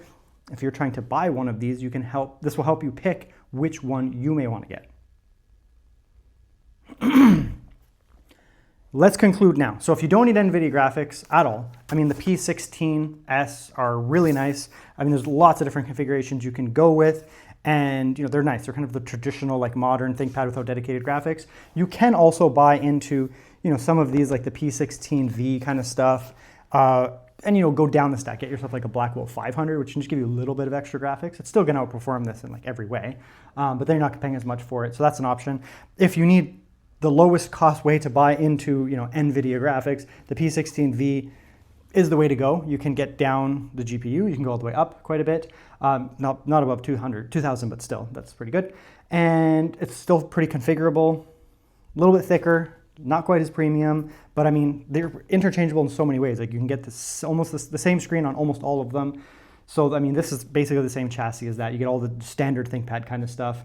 You know, these all have excellent battery life. They all have good screen options depending on what you want. They have good CPUs, all of them, and the refreshes for the Panther Lake are going to be also amazing CPUs. I mean, in terms of like performance, they're all really nice, obviously. And the chassis, I mean, if you like ThinkPads, then you're going to like them. So that's that. Now, the two that stand out as unique over here, the P1, which is the same chassis as this, and the T1G, these are like the super premium. Like they're very thin, right? Metal design. They feel very like dense and strong. They get rid of the trackpad, so they're like very typing focused. Sorry, they get rid of the numpad, so they're very typing focused, so just be aware of that. You do have access to the excellent screens as well on this too, so that you can pick the one you want. Yeah, I mean, performance is excellent. Obviously, you don't get full wattage, so you know, if you buy yourself, you know, especially the new one, the new T1G that goes up to a 5090, yeah, you can get the 5090. You're not gonna get full wattage out of it. So if you're talking like, oh, I'm gonna buy this as like a pure gaming rig, it'll game like crazy. It's still 5090, right? At 75 watts of 5090 is still 5090. But you are leaving a lot of performance on the table. So at that point, you may want to go with a Legion, to be honest, to just get that, get higher watts and get better performance. So be aware of that. But I mean, if you're looking for a ThinkPad that's just a disgusting monster, these are, and very thin, these are obviously going to be amazing. Like the P1 and the T1G have always been super nice for me. It's up to you whether you get the ATA one, the P1, or you get the T1G. For most people, you probably don't need the ATA, sorry, the Blackwell. You probably don't need the Blackwell drivers for a lot of people, because you're probably not doing like CAD type stuff. So you can get the GeForce ones. It still gives you all the same benefits for like video editing, those type professional tasks. It'll be exactly the same. So, you know, maybe save a little bit by going with the GeForce one, and you get access to the slightly newer drivers. So Studio slash, well, I mean, the GeForce ones are always very fast, and like the game ready ones, but they're often like borked, so I don't use them. But the Studio drivers are always gonna be ahead of Quadro drivers as well, because they don't need to be as vetted as much. Like they're not being used in like, this is being used to build like aerospace stuff, and like if something goes wrong, well, that's bad. You know, these are like, no, they're probably used for like, you know, professional graphic designers and that, so they're not quite as serious. These are excellent though. It's also a way to buy into Thunderbolt 5 on this side over here. Thunderbolt 5 is obviously amazing.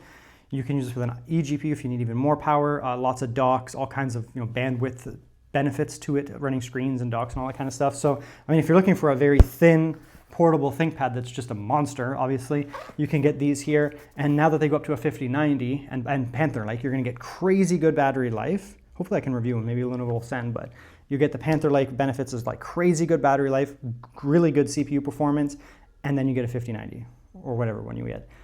Yeah, it's not gonna be full wattage, but that's okay. And then you get the P16, which is the biggest of the boys. And again, this is the highest spec one. So you get the 275HX, which is a monster CPU. It is full wattage if you're not using the GPU. So you can get crazy good CPU performance out of this. Technically, it doesn't sustain that peak watts for a super long time. So if you're doing like a 2-hour code compile, yeah, it's not gonna perform as much as like a desktop, but it'll outperform most people's desktops. Like, unless you have like a 9950X3D or something like that, or a Intel 270K desktop, this will beat it, straight up. Like there's no competition, this will beat it. So yeah, for CPU tasks, it's crazy. The GPU, obviously very GPU wattage limited. So if you're doing stuff like gaming, which these are not designed to do, but you can, you know, where you're hitting the CPU super hard and the GPU incredibly hard, yeah, you do have a limited wattage scenario. You can't allocate the full watts to the GPU and the CPU that these chips could theoretically do under full scenario, like 200 watts plus 170 watts. The system, it only has a 180 watt charger, and it's not on the chassis to cool it nor handle that level of power. But for what it's designed to do, it doesn't matter, because you're not buying these laptops and then going out there and being like, I'm gonna buy a gaming laptop, let's buy a P16. Well, no, you don't do that. You buy a Legion or something like that if you want Lenovo. That makes way more sense. You buy these when you're doing professional level tasks, because that would, yes, demand very heavy GPU, but it's not so much the like raw wattages of the GPU, it's the things that it has included. You know, the CUDA cores in here, the extra VRAM, and the raw compute on the GPU that it has, then being accompanied by a powerful CPU, even at lower watts, like 30 watts or something, it's still gonna be crazy powerful for professional tasks. This thing's crazy. Then you have the benefits of, you know, you can deck these out with, you know, 4 sticks of RAM, that kind of stuff. So it's very workstation-y. Lots of configuration on these. So, I mean, I can't tell you guys what to buy. If you're just a generic consumer and you just want a nice ThinkPad and you don't care about like dedicated graphics, obviously you get the P16 type stuff. Like they're way cheaper and you don't need the dedicated graphics. Intel or AMD, it's your choice. These two, right, these are premium. The P16v is a way of buying in without paying too much, especially because you could get into like a Blackwell 500, which is still very good. It's in that 14-inch one there, so I can tell you it's very good. It's your choice if you want to buy into this though. I mean, if you need the dedicated graphics and you don't need the ThinkPad, then you could get, again, you could get a Legion and probably pay a little bit less money, but maybe you want, you know, the ThinkPad. ThinkPads also come with the benefits of like ThinkPad warranties, which are not the same. ThinkPad support is not the same as other brands. They get premium elevated support, that kind of stuff. So yeah, there are benefits to buying a ThinkPad outside of like, it's a ThinkPad and like it looks nice and I'm part of the ThinkPad crew. They have like dedicated ThinkPad support channels, which sounds crazy, but they really do, especially on these P series. So that's interesting. And then these are the Pro. Like if you're a professional and you're doing like graphic design, video editing, that kind of stuff. Yeah, the T1G and the P1 are really nice because they're very portable. You can take them around with you. You get access to Thunderbolt 5 for all those peripherals, that kind of stuff. It's a super portable workstation is what it is, obviously. These are the workstation class. So you're gonna be able to take it around, move it around with you. It doesn't weigh too much and you get tons of performance. If you need like crazy level performance, these are actually not as heavy as you might think. They look like a thick brick. But back in the day, these would have been like way heavier because they just slim them down. Like things are just more micronized these days. And you know, the chips are more efficient than that, so they're not as hard to run. Got a cool temperature. So yeah, I mean, if you're looking for, you know, like an actual workstation, this is a very strong consideration. If you need this, then you need this, right? Like if you need to get into the Blackwell 5000 kind of stuff, then you got to get into the Blackwell 5000. It's nice that it gave it an HX chip, right? You may think like, why would they do that? Because it's a giant workstation. Like people are going to dock this and use this as like a desktop replacement, so they need that power. It makes sense. I mean, it's USB-C limited. I would like to see them. There's no point in adding, you know, a slim charger to this because it doesn't have the power profile anyways. So it won't matter. Like it has a 180 watt USB-C charger. That's crazy high. So it's not like this thing's gonna like drain while you're using it under full load. I mean, it'd be nice if they gave it, you know, a slim tip charger option. And then that would unlock, like, let's say 100 watts on the GPU and 150 watts on the CPU. But the problem is then it would run very, very hot. So you'd need like a vapor chamber and you'd have to add that. And at that point, you're buying a Legion, right? Like you can buy a Legion, especially like a Legion 9i. Like that's a massive workstation type deal, and you're gonna get the maximum cooling. It's also heavy as hell, but you know, so that's like, I need like a desktop computer I can move around with. Yeah, I get the Legion 9i or something like that, but you're like, I need a laptop that I can move around with that emulates desktop type performance. Then it's this one, a little different. So there you go. That's the ThinkPads lineup. They're obviously very good. These are Lenovo's like best kind of stuff. If you need them, then you need them. We'll see what comes in for the future. Of course, I'm gonna have the 14-inch ones. I mean, I love these type of laptops. They're great. I spend my money on them as well. Last year, I bought, you know, the P1s, like a bunch of them, and the P16s and that kind of stuff. But you know, they sent them over, so I don't have to buy them. That's always nice. I love the loaners. So yeah, if you're looking for nice ThinkPads, lots of power, discrete, professional type package. I mean, ThinkPad keyboards, all those fixins. What more can you want?